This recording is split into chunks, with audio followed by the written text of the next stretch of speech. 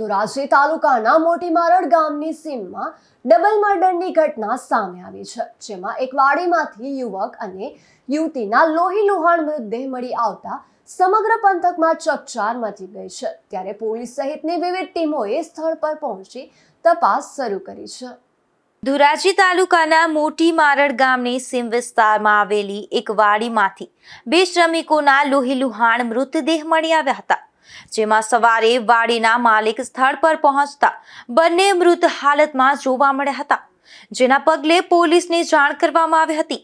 આ બાબતે પ્રાથમિક તપાસમાં બંનેના માથાના ભાગે તીક્ષ્ણ હથિયાર વડે હુમલો કરી અને હત્યા કરવામાં આવી હોવાની આશંકા વ્યક્ત કરવામાં આવી રહી છે।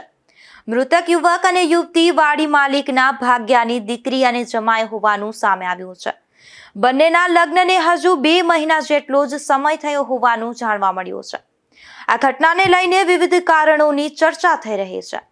જો કે હત્યાનું ચોક્કસ કારણ હજુ સુધી સત્તાવાર રીતે સ્પષ્ટ થયું નથી। પોલીસે તમામ સંભવિત દિશાઓમાં તપાસ શરૂ કરી છે। આ ઘટનાની ગંભીરતાને ધ્યાનમાં રાખી ધોરાજી, પાટણવાવ પોલીસ, એલસીબી અને ઉચ્ચ પોલીસ અધિકારીઓનો કાફલો ઘટના સ્થળે પહોંચ્યો હતો। મારું નામ રમેશભાઈ ગોવિંદભાઈ ભૂત, ગામ મોટી મારડ, હાર રહેવાસી જુનાગઢ। હું સવારે વાડી આવ્યો તો અહીંયા બે આ લોકોને લગભગ મરેલા જેવી સ્થિતિમાં મેં જોયા। શું થયું કાંઈ ખબર નથી મને અંદાજ એવો આવ્યો ખાલી કે માથા ઉપર લોહી દેખાણું બધે મોઢે ને માથે, અને લગભગ 15 ફૂટ છેટેથી મેં જોયેલું, નજીક તો હું ગયો નથી, પણ કઈ હલન ચલન કે એવું કઈ દેખાણું નહીં, એટલે મને એવો અંદાજ આવ્યો કે કદાચ આ લોકો જીવતા ના હોય। લોહીના નિશાન એક સીડી પાસે મેં લોહીના નિશાન જોયા। એ કઈ ખબર નથી ક્યાં કારણોસર, કારણ કે આ લોકો અહીંયા આવ્યા એને 3 દિવસ જ થયા છે। એ મૃતકનું નામ છે દુર્ગા, બેનનું નામ, ભાઈનું નામ છે રોહિત।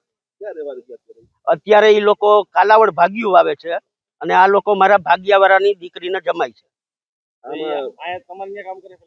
પહેલેથી એની દીકરી અહીંયા જ મોટી થઈ છે, આ જમાઈ તો 3 દિવસ ત્યાં જ અહીંયા આવ્યો છે, 2 મહિના પહેલા હજી એના લગ્ન થયા છે।